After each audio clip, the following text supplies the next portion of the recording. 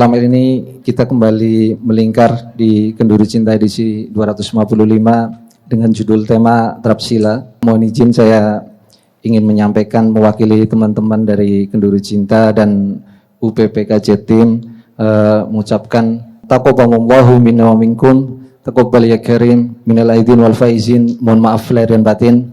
Hari ini Kenduri Cinta mengangkat tema Trapsila. Saya yakin teman-teman di sini juga banyak yang belum tahu tentang apa itu Trapsila, entah dari etimologinya ataupun dari penjelasan mukadimah. Trapsila itu patrap tumraping sila. Kalau dalam bahasa Indonesia itu kan patuh terhadap norma. Trapsila itu teman-teman adalah satu proses metode tahapan bahwa seseorang itu untuk mencapai output yang baik itu caranya juga harus baik. Maka Trapsila dan Subosito itu adalah satu padanan yang saling berkaitan, seperti dua sisi mata koin. Nah ini yang lelaku yang ini yang sebenarnya bisa lebih peka ya untuk ngelihat orang ini sebenarnya pura-pura atau enggak. Itu bisa kelihatan menurut orang yang sudah masuk Trapsilanya atau kesopatannya itu bukan sekedar basa-basi tapi udah benar-benar dari jati dirinya dia sendiri itu jadi seperti itu. Kamu ahli ekonomi di sini ngumpul gitu ya sama Bu Sri Mulyani kan kemarin itu kan disebutkan kan. Secanggih apapun ilmu yang Bapak Ibu sekalian pelajari itu dengan kondisi saat ini tidak berguna gitu. Terus gimana gitu? Pada perenungan tentang Trapsila ini kemudian saya coba merumuskan apakah Trapsila itu kemungkinan yang sedang kita bahas tentang Trapsila itu bukan untuk kita menilai keadaan yang di luar sana gitu akhirnya gitu. Jadi memang akhirnya Trapsilo itu bukan hanya tentang warisan kebudayaan. Dikodifikasi di kebudayaan Jawa namanya Trapsilo sama Subosito. Tapi ini universal sebetulnya. Pusat dari pembahasan ini adalah pelaku utama. Pelaku utamanya kan manusia. Maka sangat unik ketika dikatakan manusia itu hayawanun natik dalam artian dia dapat berdialektika. Iya, calon mertua yang nanya, kapan nikahin anaknya gitu kan ya.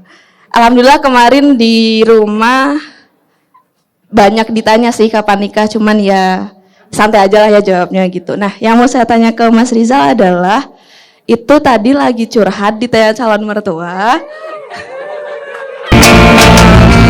Aku ingin nyanyikan lagu buat kaum yang terbuang, kehilangan semangat juang, terlena dalam mimpi panjang di tengah hidup yang bimbang. Indonesia, saya selalu melihatnya sebagai mikrokosme dari dunia itu sendiri. Karena keragaman Indonesia itu kalau di scale up itu seperti keragaman dunia itu sendiri. Dan kita punya segala hal yang menyangkut geo resources. Tapi sudah cukup saatnya kita hanya berbangga karena memiliki sesuatu hal yang bisa kita ambil dari dalam bumi. Ada hal-hal yang lain seperti Trapsila misalnya. Trapsila itu komponennya ada dua, tata dan cara. Ya kan? Dan itu gabungan filosofi antara Hindu, Buddha, dan Islam di situ. Kita mengalami degradasi makna terhadap Trapsila dengan harusnya Trapsila itu kita maknai sebagai tata dan cara. Hari ini menjadi sangat teknis ketika tata cara itu digabung. Urusannya jadi SOP, urusannya jadi norma-norma yang sederhana.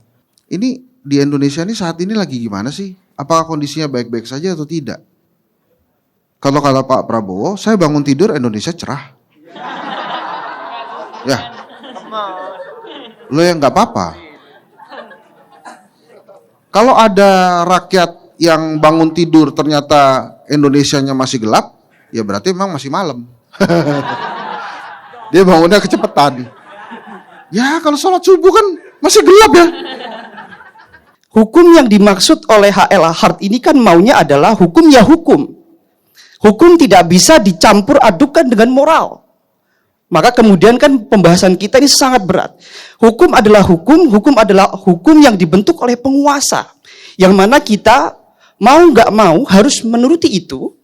Dan tidak bisa dicampur adukan dengan moral. Karena menurutnya H.L. Hart, moral akan menyerang hukum itu sendiri. Kemarin podcastnya Presiden yang 3 jam itu, beliau sempat bilang kalau untuk menentaskan korupsi itu kan dia bilang ingin menaikkan gaji hakim supaya jangan sampai tergoda sama koruptor.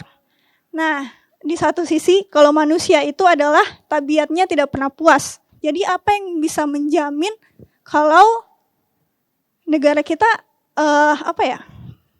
bisa recovery dari hal yang paling besar itu ya korupsi itu. Mungkin tidak mudah mengubah itu semua. Tapi coba kita bersandar lagi. Untuk mengubah perubahan fisik di Indonesia dan sistem dan segala macam, mari kita bersandar pada sesuatu yang lebih fundamental. Manusianya dulu harus sadar. Makanya penting yang namanya individu itu tadi. Karena tanpa ada akar individu, jangan bermimpi ada perubahan. Indonesia punya sejarahnya. Dan kita tercatat dalam wisdom-wisdom buku tersebut. Kita perlu meneruskan itu bukan sebagai romantisme, tapi sebagai pilihan logik. Bahwa kita mau bikin rumah itu enggak langsung atapnya, ada fondasinya, ada temboknya, ada atapnya. Baru terjadi bentuk rumah. Kalau fondasinya dihilangin, ini akan gampang goyang, gampang lepas, gampang runtuh. Mungkin ada yang mengatakan bahwa Ma'iyah tidak membuat perubahan apa-apa. Bisanya cuma ngomong, bisanya cuma diskusi. Boleh Anda mengatakan seperti itu. Tapi cari sekolah dimanapun yang bisa memberi pintu kita untuk mencari insight-insight seperti ini. Yang memberi kesempatan siapapun berbicara, mengembalikan kita kepada bahwa semua manusia bebas berpikir, menemukan dirinya sendiri, dan bisa menentukan arahnya kemana. Indonesia ditulis, novel yang namanya Indonesia ditulis oleh semua penduduknya, oleh semua individunya. Tidak ada satu novel pun yang tidak ditulis oleh individual hurufnya. Anda adalah huruf-huruf masa depan Indonesia. Mari kita tulis lebih baik. Chapternya kita ganti. Kita cari chapter baru. Belajar juga dari kesalahan yang ini. Semoga ada jalan ke depannya.